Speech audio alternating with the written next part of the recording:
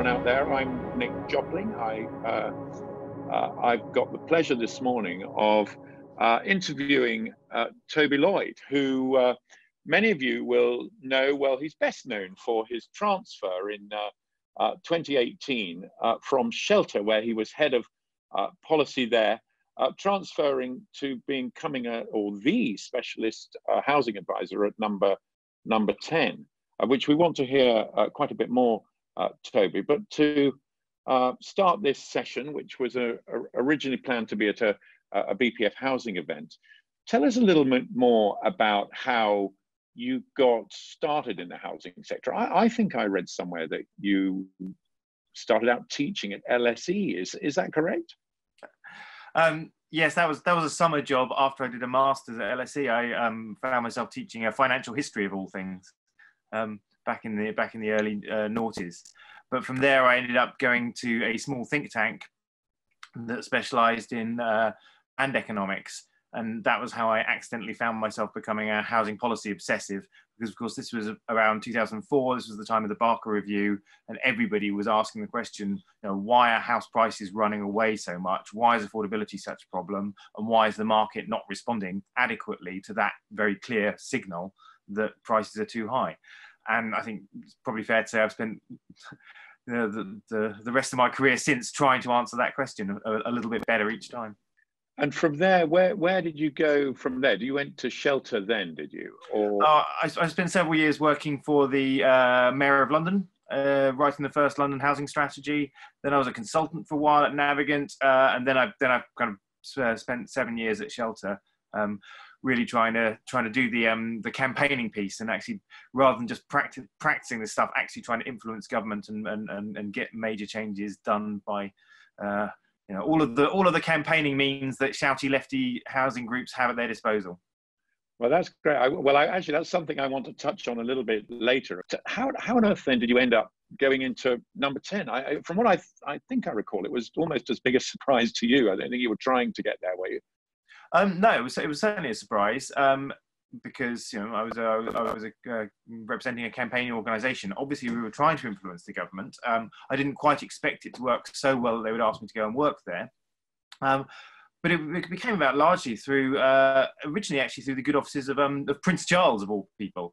I went to an event at Clarence House, where Prince Charles was promoting the work that he'd done at Poundbury and Nansladen and elsewhere on the Duchy lands, trying to promote traditionalist architecture and better forms of development.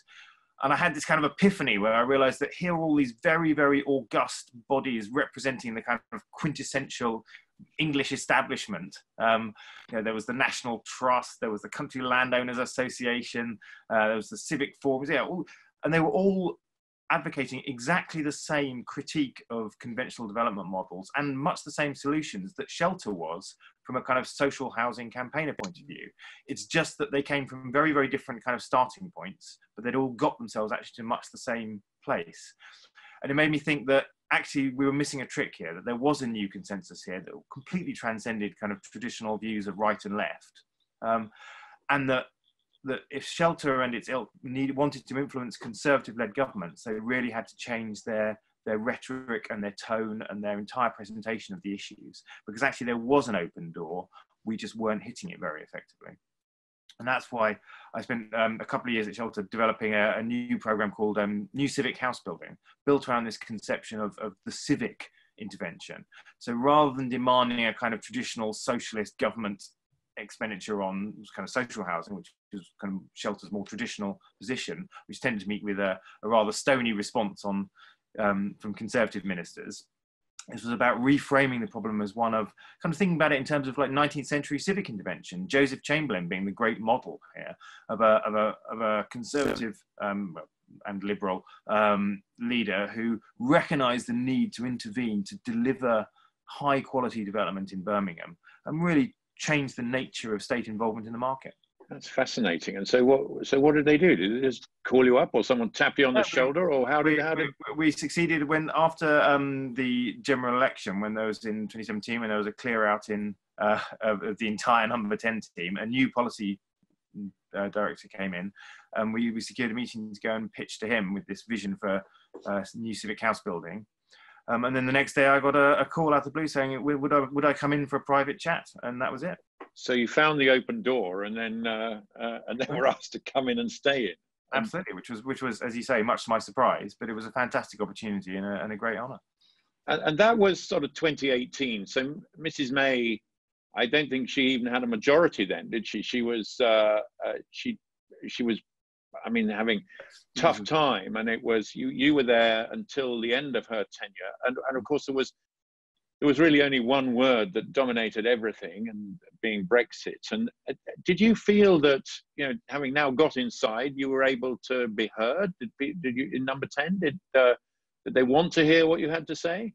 Yeah, it was obviously it was an unusual government, shall we say? It was a fairly challenging time for central government. There's no denying, and by any stretch, it wasn't necessarily the most triumphantly successful government.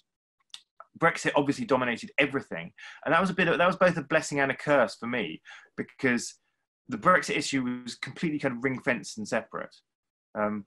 The domestic policy agenda was deliberately kept kind of out of that, because Theresa May was very keen to ensure that while 90% of her attention was tied up with Brexit and everything that involved, she was very keen that her government did have a lasting domestic legacy as well. And that for her meant the agenda around left behind families, around those who were just managing, really trying to have a positive social impact there.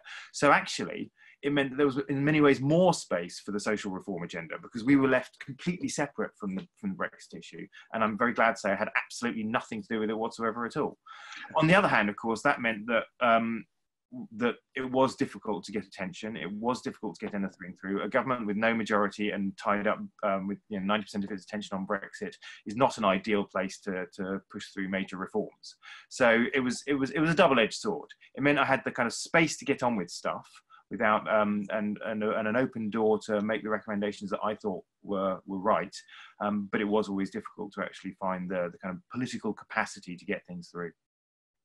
I suppose the other quote that Mrs. May will always be remembered for is her burning injustice's speech on her entry into number 10, and I think of that. Of course, Grenfell happened after that, and that wasn't quite on your watch, but I suspect you picked up a lot of the pieces there. And then, secondly, am I right in thinking that Mrs. May, as one of her last acts, was to remove the cap on local authorities for housing on spending?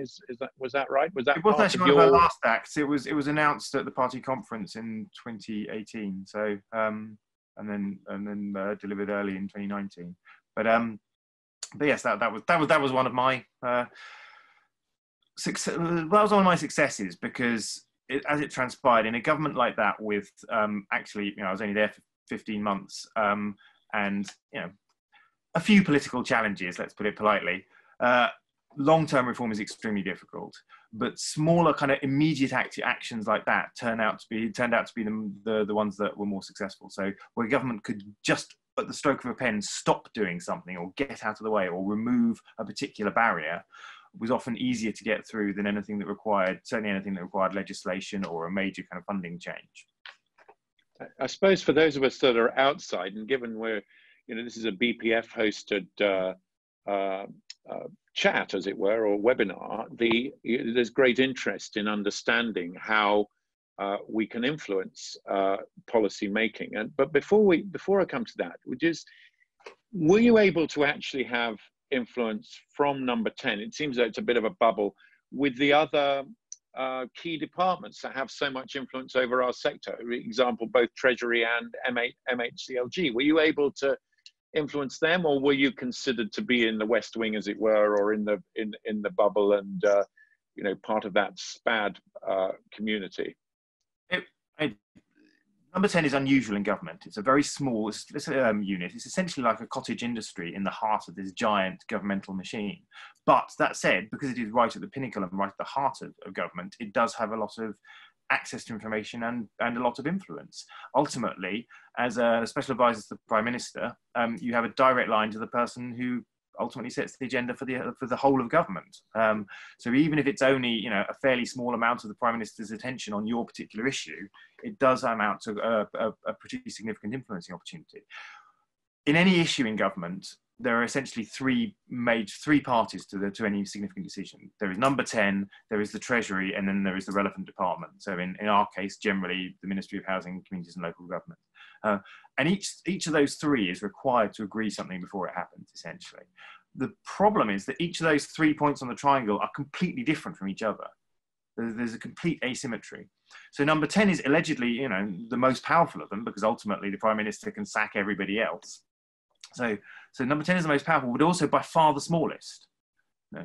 On housing, local government and planning in number 10, we had myself, one civil servant for the entire brief. The Treasury obviously has hundreds of civil servants kind of man-marking every bit of every department. And then each department has tens of thousands of people working in detail on every piece of the issue. So number 10 is massively outgunned in kind of human terms, but obviously it also occupies a fairly privileged position at the centre. Similarly, the Treasury has a whole host of unique levers and abilities to make things happen and critically to stop things happening, because it can always determine the precise details of funding allocations and can always set conditions on funding. And ultimately, every spending department knows that if you don't do what the Treasury wants, or if you annoy them too much, then you will find it very, very difficult at the next spending review to get the money that you want out of them. And then, of course, each department has the huge power that comes from actual knowledge of the issue. Actually knowing where all of the bodies are buried, having access to all the information, having access to all the data, knowing all the stakeholders. So each of those three parts of the triangle have a different kind of set of powers, which gives them all a unique ability to annoy each other in the collective process of negotiation. And on a bad day, every single side of that triangle can feel that they're getting a raw deal, the others are picking on them, it's not fair, and it can be thoroughly dysfunctional. On a good day, it can all come together beautifully, and you can get really effective things done quickly. That's for moments there, I was conjuring up the sort of yes minister images of them nodding yes and then working feverishly to stop any of your fiendish plans of being able to actually achieve anything. Just going back to the sort of lobby group and I suppose what would be interesting to hear is how are they perceived from inside? How you were part of a lobby group and you changed the way you approached. The BPF is hugely influential for our built environment sector right across, not just obviously for residential. But how are they perceived? Do they make that consultation? They always have to take those views into that triumvirate you talked about? Absolutely, they do. So everyone in government does care about what goes on in the outside world, and they do care what stakeholders and lobby groups think and want. But they are also heavily insulated from them. And the closer you get to the centre of government, to the Treasury and number 10, the more insulated they are. That said, part of the role of a special advisor is to try and provide a connection between the outside world and the kind of the inner sanctums. So I was always very keen to hear from lobby groups, especially those that you knew genuinely represented significant interests in the sector. But equally, I held meetings with all sorts of kind of slightly random entrepreneurs who had a good idea that they wanted to share with people. The one thing I would say to lobby groups now is don't be afraid just to get in touch. I mean, it's literally the job of people in government to listen to you and to meet with you. I always took a slightly dim view of public affairs agencies that would spend ages and ages trying to elaborately set up meetings, presumably because that justified some fat fee, when I was very happy just to take a call or to arrange to meet anybody, pretty much, diary allowing. You can't guarantee that you'll do what they want, but you're certainly always open to having the conversation. The other thing I learned actually as going from the campaigning side to the inside was that consultations do make a difference. I developed a certain degree of kind of jaundiced cynicism about filling in consultation responses, because I just imagined that, having done hundreds of them, that they would just all go into some pile in the basement of MHCLG and wouldn't really make a difference.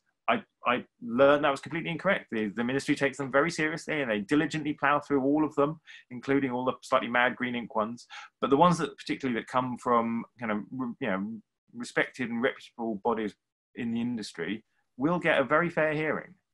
So I would thoroughly recommend that everyone actually does engage with those processes. They do make a difference. just to spend a moment on some of your time at Shelter and head of policy there, which as an organization has its focus on those that probably can be described at the other end of the spectrum to the ones that the BPF are representing. But I detect that both at a political and a practical level, both organizations are seeking similar objectives in that one wants sort of secure and safe homes for those that it campaigns for, who perhaps haven't got that, and the other wants an optimum economic and legislative environment to provide, own, and manage those homes. Is that a naive view, or is that an opportunity? I mean, look, on one level, of course, we all have an interest in, you know, everyone being adequately housed. It does not benefit anyone in society when large numbers of people are homeless, forced to sleep on the streets, or living in appalling temporary accommodation, or really rundown quality private rented sector accommodation. This doesn't benefit anyone. And actually, it's in the middle of the biggest public health crisis in 100 years. It's interesting to kind of remember that every single advance in housing kind of for the population as a whole has come as a result of public health concerns, not ultimately because of the economic or the social aspects, but because of public health. That's what triggered the creation of social housing in the first place. That's what triggered the kind of post-war investment in large-scale social housing.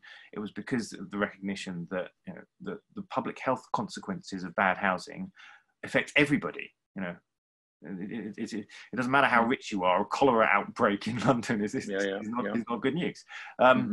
So on one level, yes, we're all in this together and everyone has an interest in sorting out the system. But at the same time, I wouldn't want to pretend that therefore it's all just motherhood and apple pie. There are conflicting interests here. You know, some people, actually at the moment, an awful lot of people do extremely well out of a housing system that makes an awful lot of other people suffer appalling conditions and poverty. So, you know, we do have to recognize that both things can be true at the same time. While I'd love to think that we can get this right so that everyone does okay out of it, you don't make an omelette without breaking a few eggs, and there are real interest groups to be dealt with. Yeah, and I want to come to the current pandemic and COVID crisis and impact that, but really towards the end of our discussion, because and I should say that if anyone wants to, I think there is an opportunity to be able to post questions, and so please do so. I can't actually see those. I hope I'm doing the right thing. So if none yet, they're at the bottom of your screen.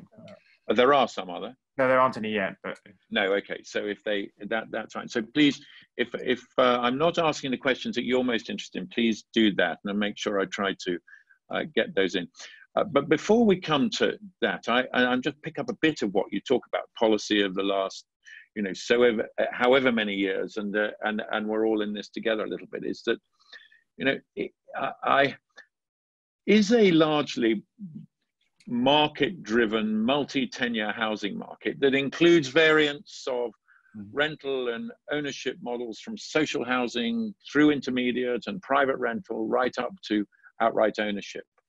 In your view, is that the best model for making housing in Britain more affordable, or do we need a more regulated model?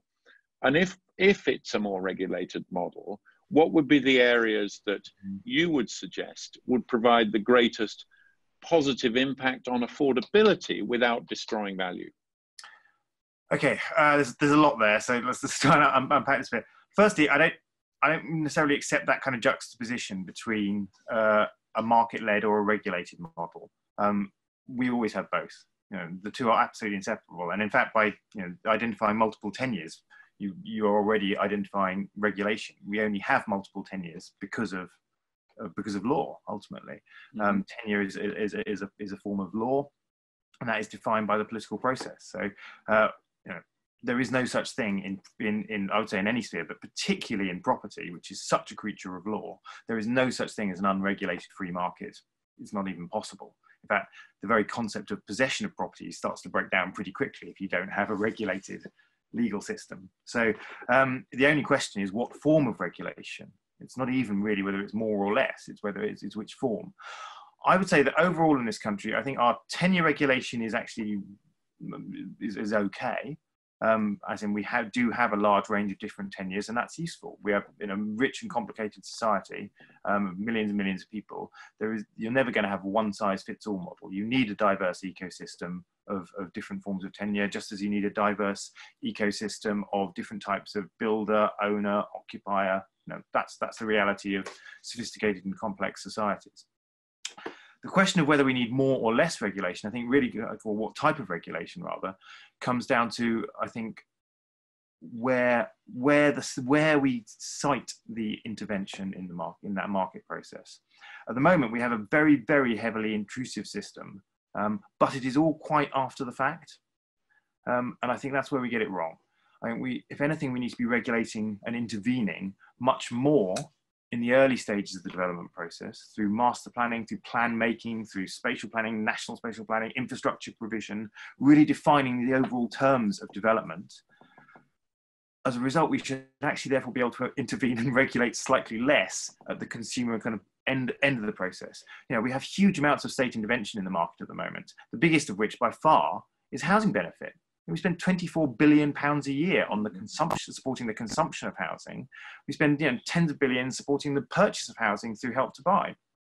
And there's a huge amount of state intervention right at the end of the process, but that's always trying to mitigate problems that have been created earlier on in the process. So I would much rather see, ultimately, us moving towards less intervention later on, and certainly less expenditure later on, because we've managed to use smarter intervention earlier in the process to drive better results in the first place. Oh, that's well, that was a very good answer to that. I suppose if you just to stick to one point in that, you mentioned Help to Buy and those more demand side led interventions. When you talk about earlier on, are you talking about perhaps having more supply side led intervention that would be better? Absolutely, absolutely. So everyone likes to beat up the planning system, but obviously that is a critical part of it. But again, it's not about just getting out of the way. It's not about just deregulating planning. It's actually about making planning less discretionary, I would say. It's about having more earlier plan making and less about kind of nitpicking planning decisions later on in the process. So, I think the countries that do best, and the places that do best in the UK, are those where actually there has been a strong and confident partnership between public authorities, landowners, developers, in actually coming up with really coherent master plans and then pushing them through. And this is where, again, you have to overcome some interests at some points. So actually, no, this plan has been agreed. This is what will be built here. And I'm sorry if this individual developer or this individual landowner thinks they could make more money doing something else. Actually, this is what has been collectively agreed. Ultimately, large-scale development has to be a collective public good exercise. There's plenty of room to make profit, and there's plenty of room to create value in that, but the overall framework does have to have the public interest in mind, or it simply will not work. It's simply not possible to provide the level of infrastructure that sophisticated modern societies need if every single actor is purely pursuing their own interests. So as soon as you accept that, there has to be some sort of collective cooperation, and that requires regulation and the public sector playing its part. One of the questions I've got here, which would fit in neatly here, in saying that if you had been able to be the Prime Minister for one day, or what two things would you have done to shift that dial? That's putting you. It's an anonymous question, so you can't even blame anyone. I can't find who to blame for the question. But given those we're talking about policy, is there anything you'd have done? Yes, the first thing is I would use the existing government land, but also powers to acquire land and the funding to much more to shift the attention of government much more to the early stages of development. So acquiring land and setting master plans, rather than trying to kind of shut the stable door after the horse is bolted and trying to desperately trying to claw public value back through Section 106 and everything later on. So I would shift state intervention to land acquisition, land assembly, and master plan setting on a much more kind of proactive basis. And ultimately, Homes England. Sorry, Toby. So that'd be the first thing. And ultimately, what that would allow you to do is is provide much more affordable and higher quality housing over the long term, so that in the end you could actually spend much less on the kind of mitigating the failures of the market through a massive housing benefit bill, through a massive help to buy bill, through paying for the cost of failure, which is what we do all the time. Mm-hmm. And there's another question that links me to just go back a little bit to what we talked about, a regulated, and a regulation you didn't talk about was the regulation of the private rented market, which, you know, of rent, either rent capping or certainly the no fault eviction thing. I think that, I'm not sure that didn't get stopped in the green paper, whether that fully. Oh, no, it was that went through. That was one of mine that we announced when I was in government. And it was widely suspected that would be dropped by the new government when Boris Johnson came in, but it wasn't, and it was in the Queen's speech, and we were waiting for the forthcoming Renters Reform Bill to continue with to deliver the abolition of Section 21 evictions. And which just leads me. I sort of did that as a cue for someone else has asked a question saying, do landlords deserve the reputation they have, and what can be done to change in the eyes of parliamentarians and the general public about landlords? I mean, that depends on what reputation you think landlords have. It's a very mixed picture. Some landlords are excellent, some are less than excellent. I think, so I would say that the reputation landlords have is of being largely amateur. And in that sense, I think they do deserve that reputation. That's not necessarily a bad thing, but it is a fact. Most landlords are very small. The average landlord has one property that they let out. And while many of those are extremely, you know, well-intentioned and treat their tenants extremely fairly, there are some who don't understand the business particularly well and can make mistakes. And there are a smaller minority who are, you know, frankly exploitative, and some are outright criminals. So, you know, it is a very mixed picture. But if landlords really want to change that perception, then they need to change their behaviour. You know, it's not enough just to say the public needs to change its attitudes. Unfortunately, people experience a lot of bad behaviour in the private rented sector. And your view, Toby, on the sort of increase of institutional and more patient capital entering the the BTR rental market, is that a force for good? It absolutely should be. It hasn't always been quite as much of a force for good as it ought to be, would be my slightly more guarded answer. It should be, because what we need, you know, in housing is long-termism. That's why I think the public sector needs to be intervening much more on large-scale development, master planning, but it's also why we need long-term patient capital. You know, short-term speculative development is disastrous to quality and stable communities and affordability. So, yes, it's also disastrous to tenant stability. What everyone needs in a home is security, confidence that they're not going to be thrown out at a moment's notice, and affordability and quality. It's those three things. Right? And that's true whether you're a renter, an owner, whatever. You want quality, affordability, and security. So yes, a long-term institutional investor who has an interest in the long-term returns on property should be more aligned with quality, because they're going to be owning that property for a long time. They should therefore care about its upkeep. They should also, if they're a large-scale investor, be more interested in the overall neighbourhood quality, because that is what will deliver them long-term value. They should be interested in quality, in security as well, because if you're a large-scale long-term investor, then you know you're less interested in turfing out your tenants and jacking up the rent or flogging off the property just to cash in, because you're there, you've got a portfolio you're holding for the long term. So in principle, it really should be a force for good.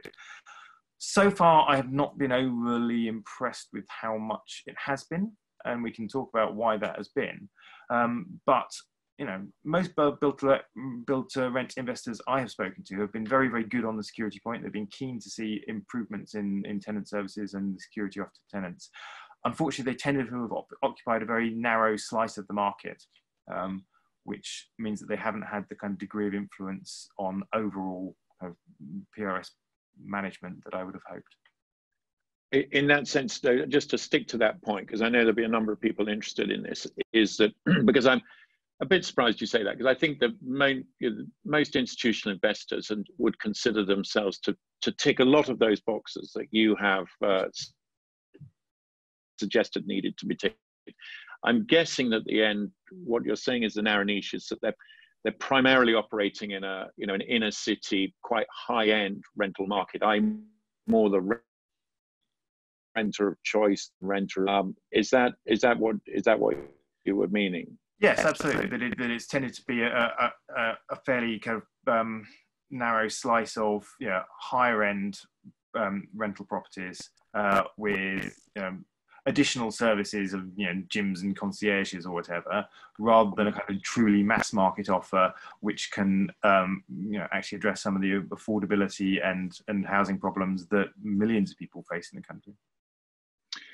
I'm conscious that we've probably only got about 10 minutes left, and actually there's quite a lot of questions coming in. I want to, I've got one or two that'll be quick fire ones, but let's just move to the COVID and the current environment. We find ourselves as I heard one person say, very relevant today as well, like the image of Roadrunner who's sort of run off the edge of the cliff, and is that suspended moment as he hangs above the chasm because the market just stopped. And if we believe the home track figures of 370,000 transactions are stuck in the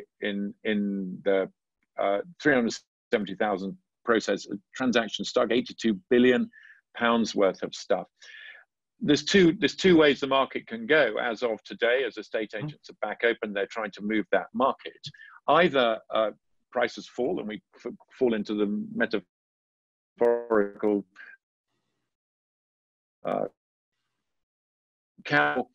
we have suspension of off and thinking how value is value, comparables. There were no comparables until the comparables that were 6 weeks ago or so, and in some sense you shift the ground back underneath.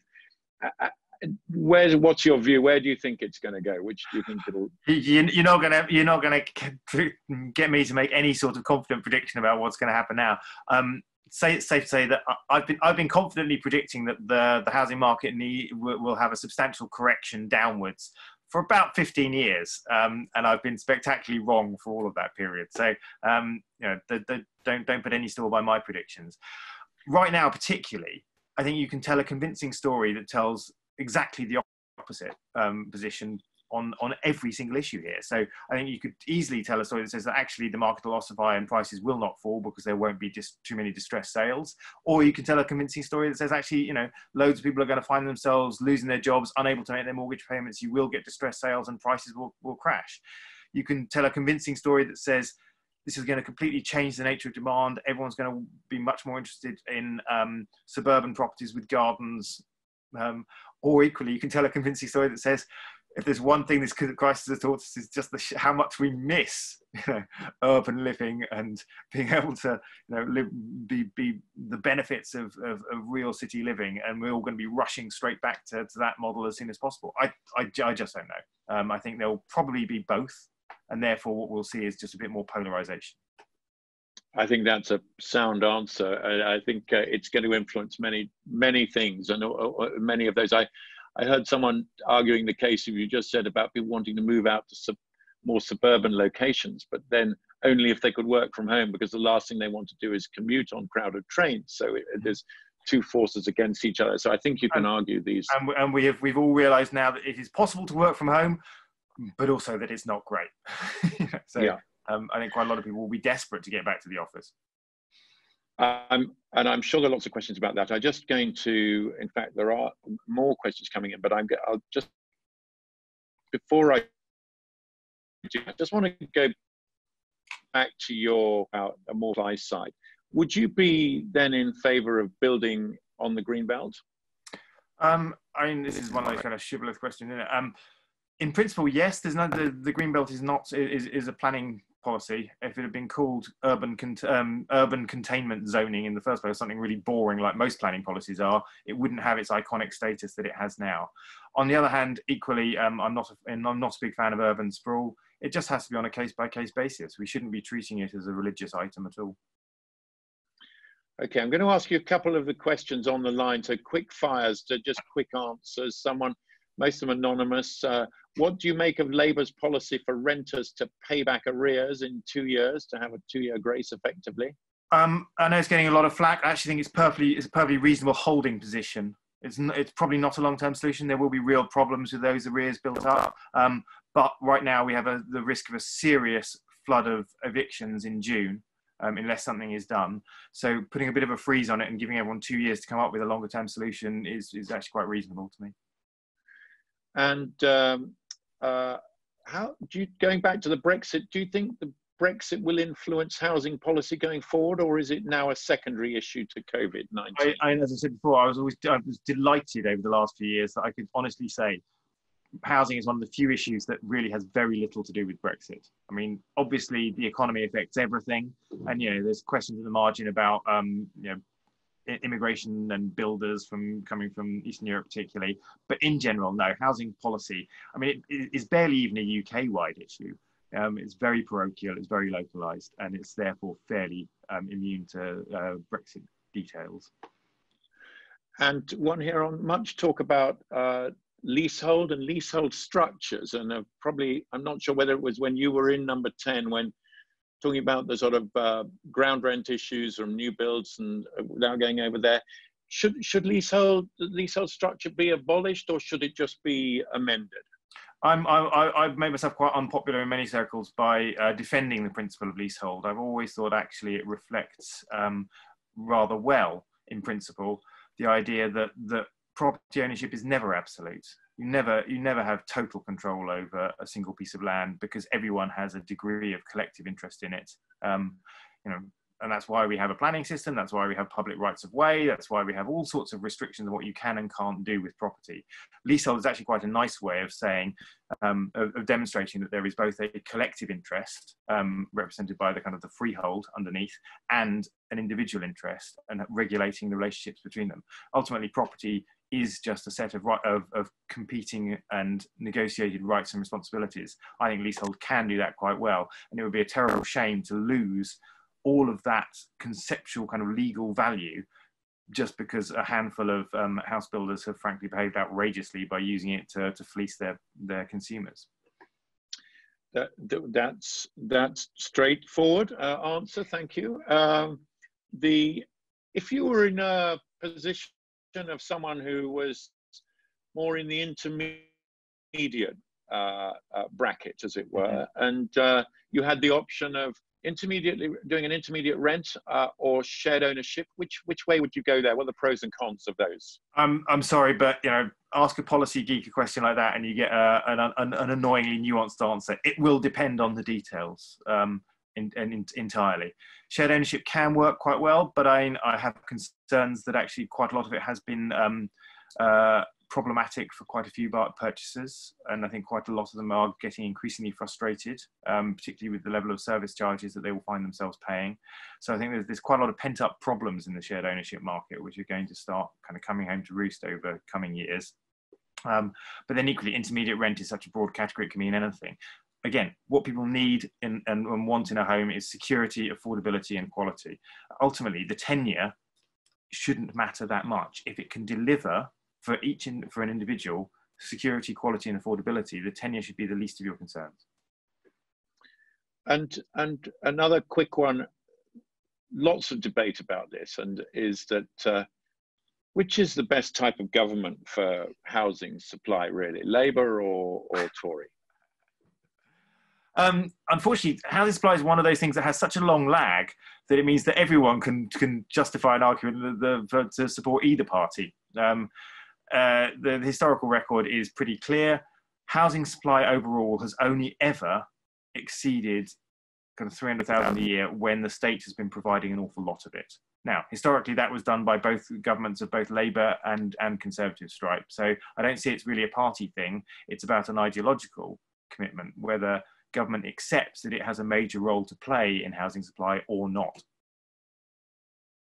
Good, and thank you. Well, I think we're getting fairly close to the end. There is a question that actually I very nearly asked you at the beginning, and that was just to go back to your time at number 10, and you talked about being the advisor to the Prime Minister.